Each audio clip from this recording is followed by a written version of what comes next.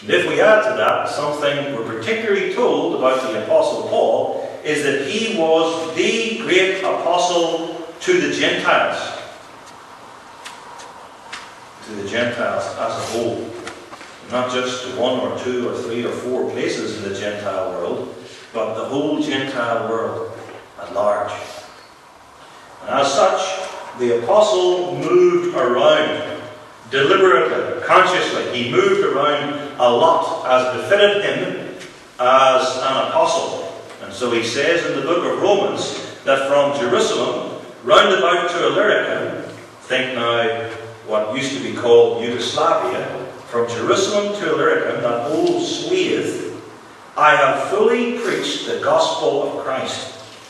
His goal was that from Jerusalem to Iconium there would be solid Christian churches established, so when he passed from the scene, the church there could continue without him. And then that church could propagate and spread the word. And of course he went even further to Rome, and he talked about going to Spain. And through this explanation of the office of apostle, we of course have, by the way, another reason why Peter was not the Bishop of Rome. Peter was not the Bishop of Rome, as claimed by the Popish religion, because apostles didn't become bishops of a city. Never mind, of course, that the Roman Catholic and Episcopalian idea of a bishop is not the scriptural idea of a bishop, which is an elder teaching or ruling. But apostles did not become a bishop of anywhere, any more than the Prime Minister of the United Kingdom is also the town mayor of Newcastle upon Tyne. That's not his scope. Apostles move to found churches all around. They don't become the bishop in a specific place.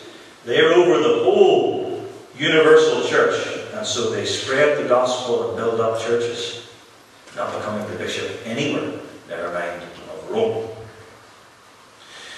The Reverend McKeown, on the other hand, has been commissioned by Jesus Christ through us to labour in one place, Limerick, which is quite enough to be going on with in the meantime anyway.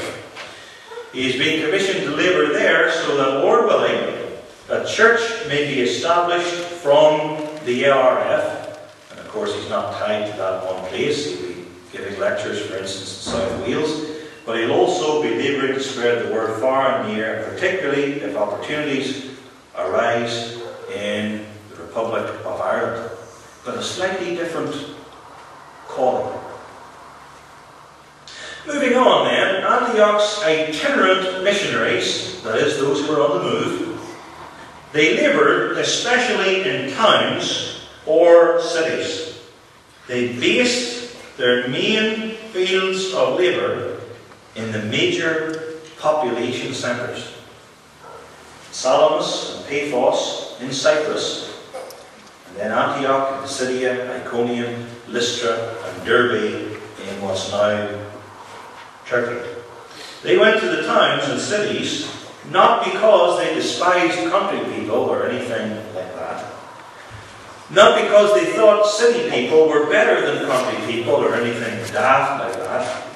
But because they thought strategically. Their goal was to establish churches in the towns or cities because they were the places of trade and commerce and administration. And that they then, the church in those places, would be able to spread the influence of the Word of God to the surrounding countryside. That was the point. And you could imagine the church at Antioch, which sent out Paul and Barnabas, and then prayed for them, beseeching God, spread the Word, Father, throughout Turkey, use our missionaries, and use their work as they have planned to work first of all in the cities and then spread out to the outlying countryside and regions about. Paul doesn't only do this in his first missionary journey, but it's the same in the second missionary journey and third missionary journey, heading particularly to the administrative cities, harbours, Roman colonies, so places like Corinth, Troas, Thessalonica, Athens. Now we sent Reverend McGowan to Limerick primarily because there we had a group of like-minded saints who requested a missionary pastor. A sort of Macedonian call, if you will. But to that we could also add that it does have a somewhat significant and strategic place. There is a university there, and there are a significant number of people from other countries. And so that little witness has been in service to people from China, and Philippines, and Uganda, and Hungary, for instance.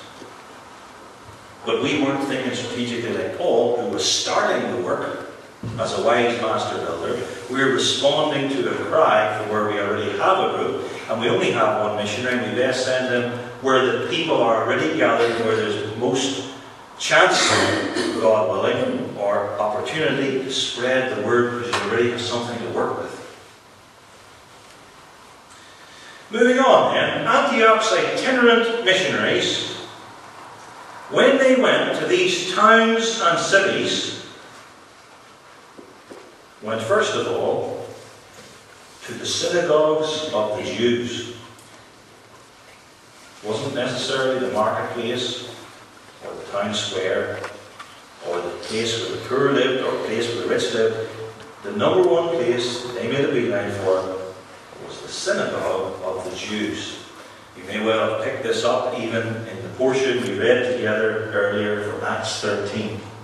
Look with me, for instance, at Acts 13, verse 5. The apostles leave Antioch.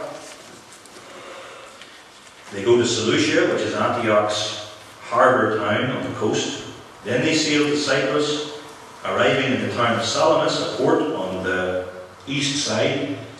And when they were at Salamis, they preached the word of God in the synagogues, plural, of the Jews. Maybe there was a first synagogue of Salamis and a second synagogue of Salamis, and maybe even a third. But in the very first place they go to, we read of them going to a synagogue. And then, in Acts 13, verse 14, once they leave the island of Cyprus, they were running with another Jew in Paphos, but once they leave Cyprus and they come to Antioch in Pisidia, verse 14 continues, they went into the synagogue on the Sabbath day and sat down. And then we read of them preaching on subsequent Sabbaths in connection with the people from the synagogue. Then turn to chapter 14, verse 1. The same sort of thing happens there. And it came to pass in Iconium that they went, both of them together, into the synagogue of the Jews. And they brought the word of God there. And this isn't just Paul's method in his first missionary journey, but it's the same in his second and third missionary journey. You move around, number one. Number two, you go to the towns and cities. And number three, when you go to these larger towns and cities, you go first of all to the synagogues. Why? Why did Paul do this? Look with me at three texts. First of all, Romans 1. Romans 1, verse 16. Famous verse. I am not ashamed of the gospel of Christ. Why? For it is the power of God unto salvation to everyone that believeth.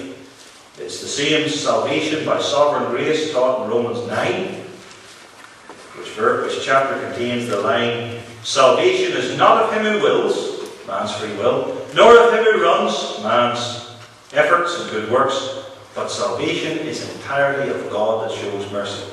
Romans 9, verse 16. Romans 8 talks about sovereign grace, total depravity, irresistible grace, Christ dying for his people, assurance to all those who believe. I'm not ashamed of the gospel of Christ because it's powerful. The power of God unto salvation to everyone who believes.